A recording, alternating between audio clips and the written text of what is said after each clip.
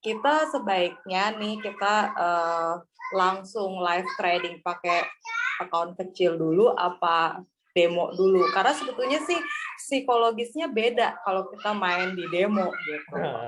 Karena kayak ya udah nggak peduli orang ini bohong-bohongan gitu kan. Cuman untuk latihan membangun kepercayaan diri nih, seperti saya kan saya selalu bilang, oh Pak Kus, Pak, ini saya udah analisa untuk entry-nya, untuk eksekusinya itu saya kayak keringet dingin gitu loh. Oke. Yang salah apanya? Yang salah apanya? Yang salah itu mindset-nya. Ya, mindset-nya. Oke. Jadi demo akun ini coba ibaratkan seperti kita seorang atlet. Ya. Atlet sebelum bertanding pasti ada pelatihan. Ya. Nah, oke, Pak Rio juga sama nih. Ya. Balik ke sini nih materi ini berarti. Bentar ya. Atlet, seorang atlet, entah atlet atletik atau atlet tinju ya. Ya. Kalau memang misalkan sebelum bertanding itu adanya berlatih secara fisik dan mental. Pertama tuh. Dan fisik dan mental itu akan dilatih juga secara teknik. Ya. Ilustrasikan ini ya. Ilustrasikan Anda sebagai seorang atlet. Keberhasilan atlet dalam bertanding pasti melewati fase pelatihan, benar nggak? Kalau mindset kita latihannya asal-asalan, berhasil nggak dalam bertanding nanti? Nggak berhasil. Ya, kita udahlah, gak usah latihan deh di pelatnas nih. Kita masuk pelatnas, terus kita nggak pernah latihan, tapi di pelatnas kan digaji, ya. Nggak pernah latihan dan dalam hitungan pelatnas, ya nggak fair. Begitu nanti bertanding nanti, ya hasilnya adalah sesuai dengan apa proses dari sebelum bertanding. Nah, artinya dalam demo akun ini adalah suatu kelebihan kita bertransaksi di derivatif. Di saham nggak ada. Di saham atau di spot market nggak ada demo akun. Di derivatif, adanya demo akun hanya mindset para trader itu salah dalam mengartikan demo akun yang nothing tulus di demo akun ini. Udahlah demo akun ini hajar-hajaran aja dah, yang penting bisa klik-klik.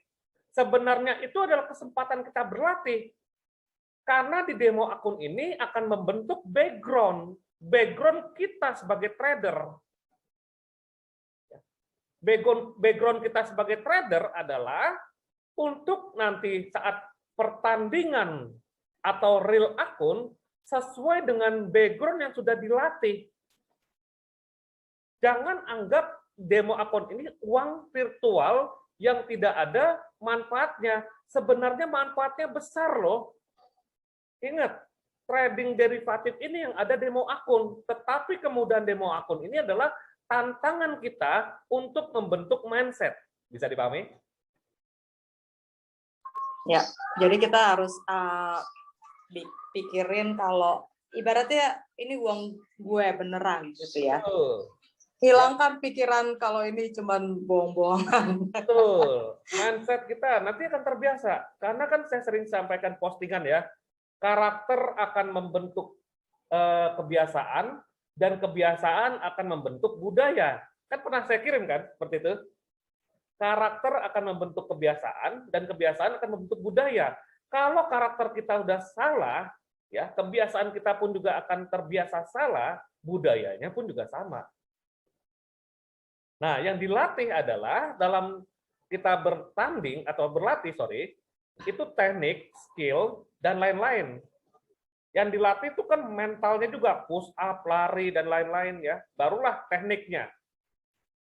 Nah, sama seperti nanti demo akun. Yang dilatih adalah bukan teknik entry-nya, money management kita latih.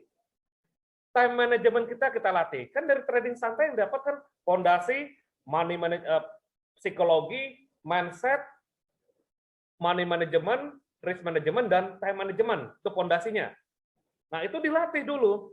Kalau sudah terbiasa, ya, akan terbentuk kebiasaan, akan bentuk budaya, pertandingan kita atau real trading kita berpotensi berhasil. Karena kita udah tahu antisipasinya kalau market nggak sesuai dengan harapan bagaimana. Di demo akun kita udah latih. Dan antisipasinya supaya nggak margin call gimana? Money manajemennya harus kita atur di demo akun. Ya. Kesempatan untuk berlatih. Ya. Nah, karena banyak yang salah kaprah. Gengsi kalau pakai demo akun, kadang-kadang gitu kan. Ya. Dan demo akun ini membentuk background, sekali lagi, membentuk background kita dalam kita bertanding nanti. Ya. Ilustrasikan kita sebagai atlet, bukan sebagai trader atau satu arena perjudian yang dikemas katanya dengan analisa, bukan. Kita ini sebagai pedagang atau pebisnis yang kita melatih. Ya, bisnis apa yang ada latihannya? Demo akun, nggak ada. Buka Indomaret nggak ada demo akun. Ya, buka toko kelontong nggak ada demo akun. Ya. Nah, yang dilatih adalah bukan hanya teknis ya. Yang dilatih adalah fondasinya, barulah teknik-teknik lainnya. Nggak apa-apa, Bu Nurul dan Pak Rio bertanya seperti ini, saya suka sekali. Ini sangat penting, ya. Nah, Bu Mei itu bilang, demo akun buat latihan pasang SLTP. Betul, melatih mindset-nya dulu agar terbiasa memasang SLTP dan menjalankan money management dan risk management yang kita sudah latih. Kalau sudah merasa firm, apa ya firm ya? Firm itu berarti sudah mulai merasa sudah yakin dengan konsep di demo akun itu kita jalankan, begitu peralihan ke real akun akan terbiasa. Karena apa? Karakternya udah dibentuk, background-nya sudah dibentuk, sehingga kebiasaannya pun juga di real akun sama seperti background yang dibentuk tersebut. Mau nanya Pak, ya. kalau pakai akun demo itu ya. kan pasti depositnya gede tuh 20.000 dolar gitu ya. Nah, itu enggak, kan Bu, nggak ada terlalu. yang 5.000 kok. 3.000 bisa minimal. Oh, bisa disetting ya? Iya, bisa diganti. Bisa 3.000 kok minimal. Anggaplah 3.000 itu uang kita. Nah, itu saya nggak tahu kalau bisa disetting. Soalnya kalau saya create account langsung itu 20.000. Iya, iya. Nah, misalkan 20.000 ya, Bu. Ya udah berarti kalkulasinya adalah anggaplah 2.000. Ya. Atau risk manajemennya diatur juga. Ya. Oke. Pak Rudi, untuk saat ini risk yang paling minim di market forex euro versus USD atau Aussie versus USD atau USD versus yen atau Kanada versus USD Kanada Pak ya, bukan Kanada USD, atau USD CHF atau GBP USD, atau di pair mana yang paling minim resikonya? Yang paling minim adalah value per poinnya yang paling kecil,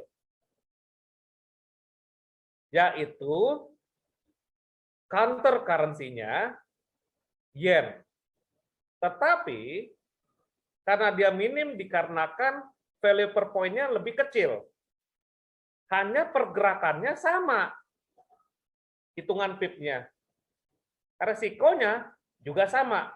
Tetapi hitungan yang paling minim dari base currency yang tadi kita udah bahas ya. Base currency ke counter currency. Nah, counter currency-nya yen itu 1.000 yen. 1.000 yen sama dengan value per point 10 dolar adalah 9,9 dolar. Ya. Maka daripada itu kalau kita trading dolar yen, euro yen, GBP yen, ya itu dengan counter currency-nya yen akan di-convert oleh broker dalam bentuk dolar. Nah, tadi kita bahas dah. Oke, nah ini demo akun dulu nih, boleh untuk dolar yen atau memang produk mana yang harus kita transaksikan ya silakan aja untuk bertransaksi forex-nya terlebih dahulu boleh untuk melatih. Memang volatilitasnya itu tidak terlalu besar. Volatilitas forex itu tidak sebesar emas dikarenakan nilai per pipnya itu emas lebih besar. Nah, saya ulang lagi, nilai per pipnya emas segini nih. Kalau forex kan gini nilai per pipnya, sorry. 0,0001 ya, ini kan pips. Emas 0,100 pips. Maka lebih besar, begitu selisih berapa pips saja sudah besar nilai value per coin-nya. Nah, sekarang tujuan kita apakah ingin cepat-cepat untung yang besar atau melatih konsep kita dalam melakukan transaksi jangka panjang.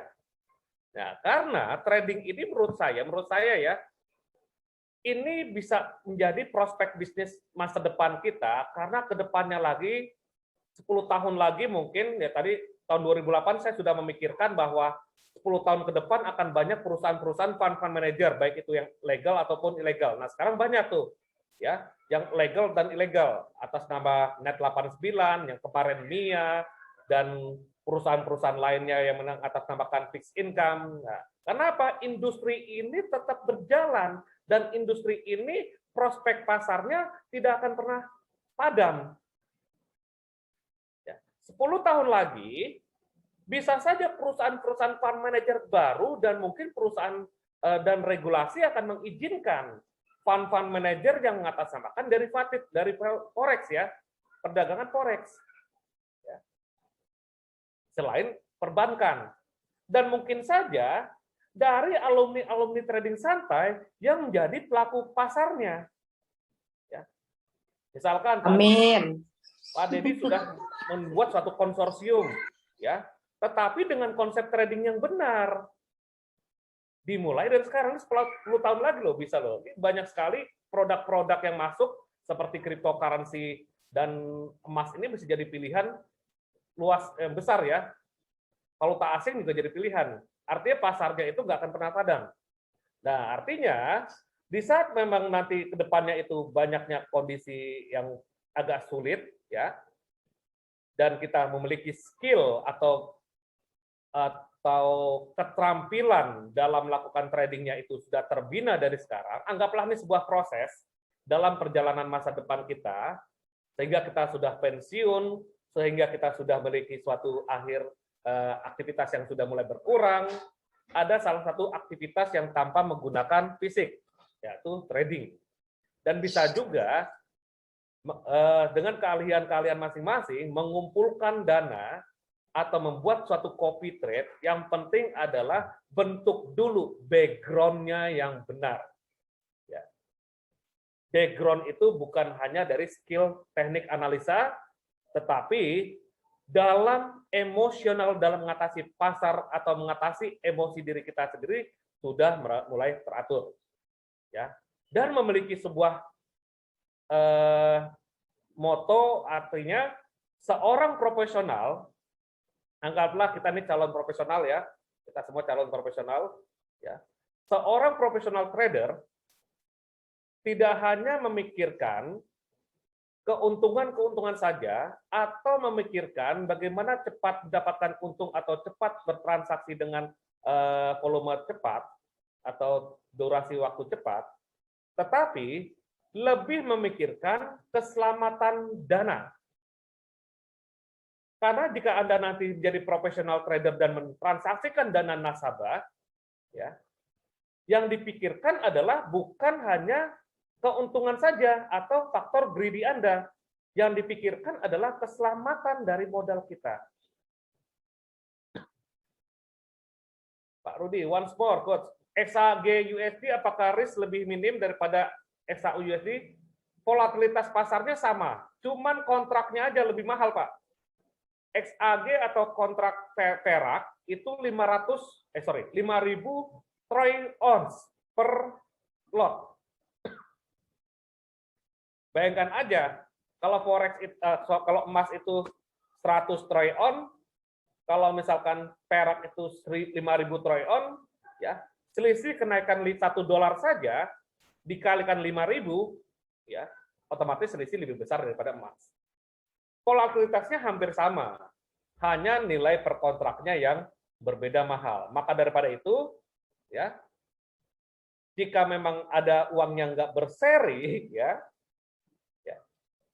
uang nggak berseri artinya kita tahan posisi, ya, silver, dan posisi tersebut ada berlapis-lapis, ya, berapa layer lah. Nah, tungguin aja sebagai investasi. Begitu muntah ke atas harganya, jackpot atau memang keuntungan yang sangat besar. Karena apa? Nilai kontraknya mahal. Ya. Jadi seperti itu. Resikonya sama. Volatilitasnya sama emas, sama. Ya. Hanya nilai kontraknya yang mahal. Oke? Ada lagi? Kita sebelum kita tutup ya. Wah, mantap semangatnya nih. Besok kita bahas strategi deh ya. Nah, jika semangat Pak Kus. Semoga kita semua jadi trader. Amin. Tujuan saya gitu. Tujuan saya maka daripada itu gini. Jangan kita sibuk menganalisa tapi pondasi kita belum siap. Ya. Maka daripada itu saya membuat satu program akhir bulan saya mau lihat evaluasinya. Supaya apa? Apakah layak menjadi seorang trader profesional? Kalau gitu besok saya mulai maksudnya analisa saya mau saya masukin ke demo aja dulu ya. Jadi dari demo kita lihat dulu nih. Betul. Analisanya bener apa enggak. Terstruktur tapi bikin rekapan kalau bisa ya. Kalau bisa rekapan dan ketahuan oh ini tapi karena ini. Demo saya aja udah acak-acakan. Nah, tadi kan pertanyaannya kok demo selalu loss selalu profit atau kalau real akun deg-degan. Iya. Karena yang salah itu adalah mindset-nya. Iya. Oke. Saya rasa jika tidak ada pertanyaan, besok kita akan bahas ini ya, bahas strategi aja ya. Bagi yang memang masih bertanya mengenai fondasi ya, silakan di YouTube channel atau memang Japri boleh ya.